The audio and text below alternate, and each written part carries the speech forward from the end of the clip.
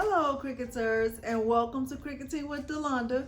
It's me again, Delonda, and thank you so much for joining me today. In today's quick tutorial, I will be showing you my process for getting to this perfection when I am making keychains or doing any kind of intricate cuts. Okay, so when I'm making keychains, I know I have to have perfect circles on my cut machine, on my Cricut machine, and so I always make sure that my machine is calibrated. In this tutorial, I will be showing you how to use just regular copy paper and a light grip mat to calibrate your machine on your Cricut Explore Air 2.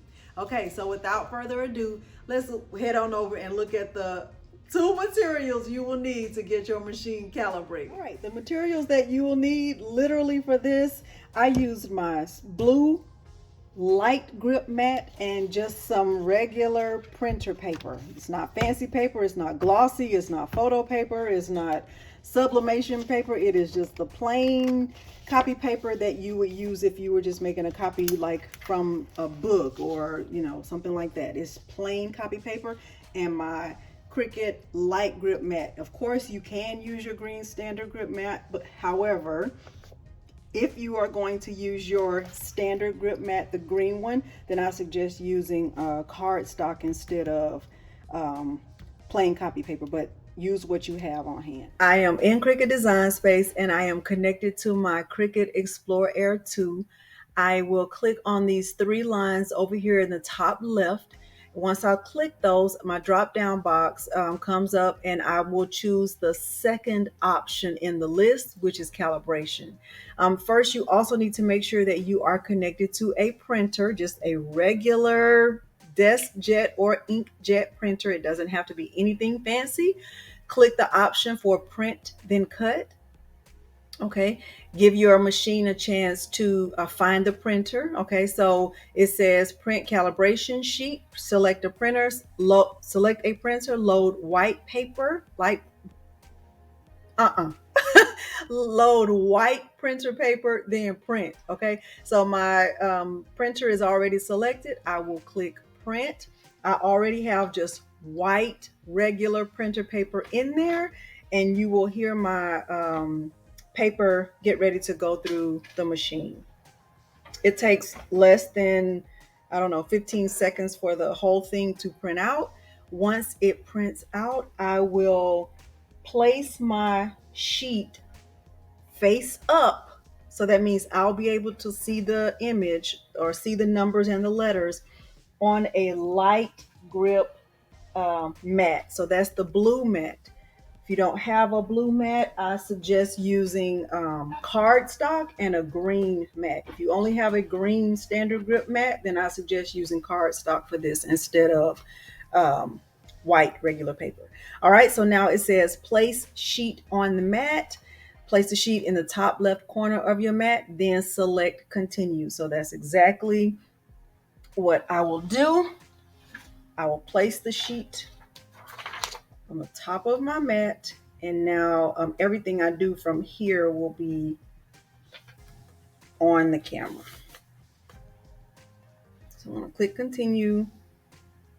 Okay, and then it tells me to load it into the machine. Okay, and so I will go ahead and get that loaded. Okay, so I have my sheet of paper and it is loaded on a light grip Cricut mat, and I lined it up as best I could on the mat, and now it tells me to load it into my machine and press the flashing button. Okay, and on the computer now it says press the flashing go button, so I'm going to do that.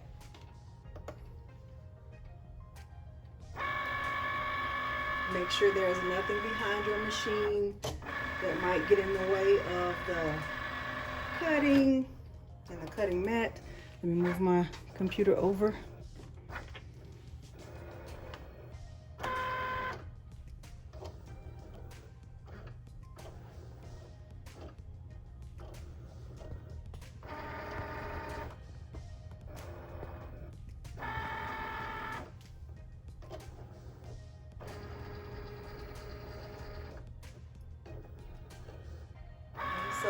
doing is reading those lines.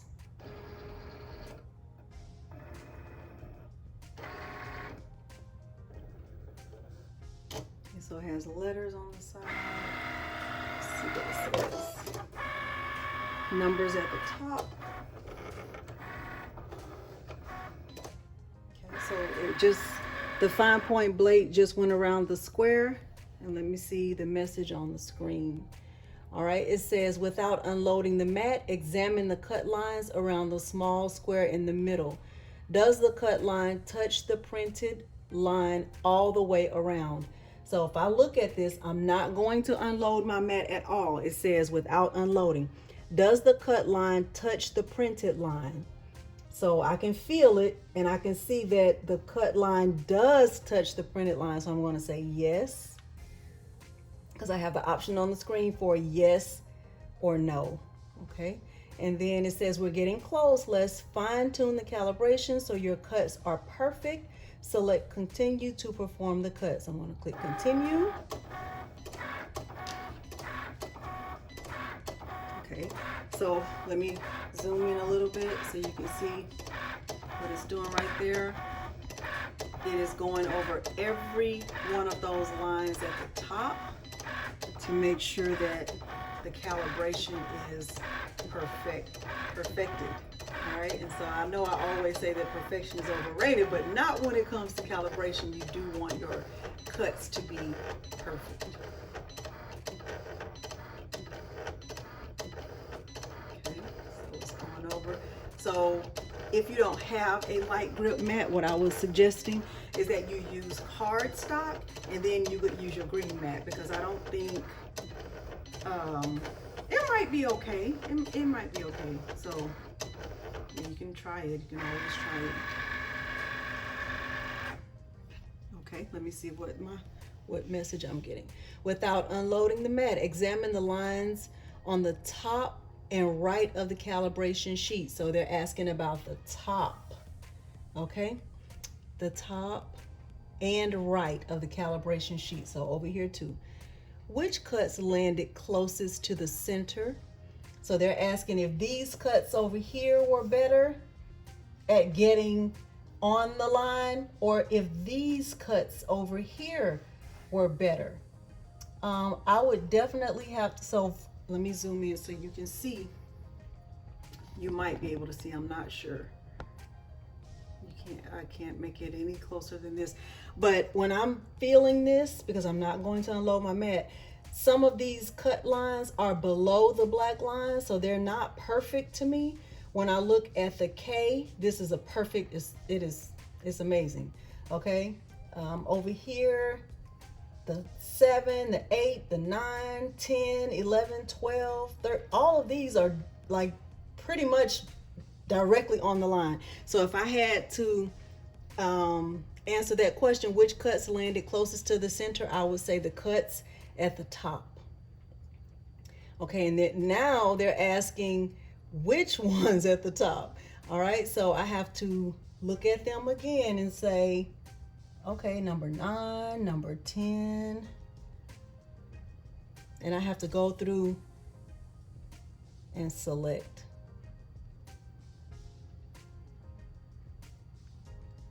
I would say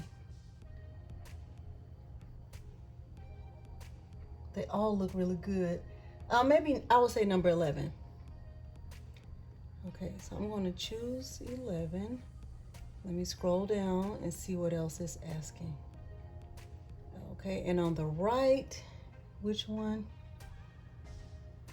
Ooh, H. H looks really good. On the right, I would say H. So I had to choose a number at the top and a letter on the right. Now it's going to do a confirmation cut.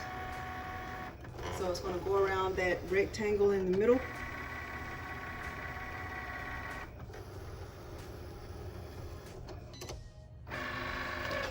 Okay. Unload mat, remove calibration sheet, and mark your feedback below. Okay, so now it's telling me to go ahead and unload it. So I'm gonna click that. All right, so I can zoom in so you can see it better.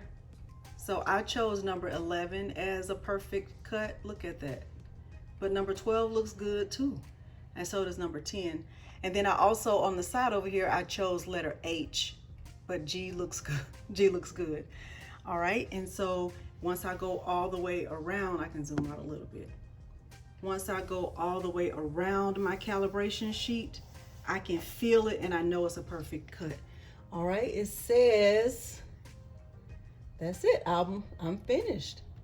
All right, so now my machine is perfectly calibrated. And so when I get ready to make any more of my famous, and I will call them famous, any more of my famous keychains, you'll see that I always get perfect cuts because I calibrate my machine.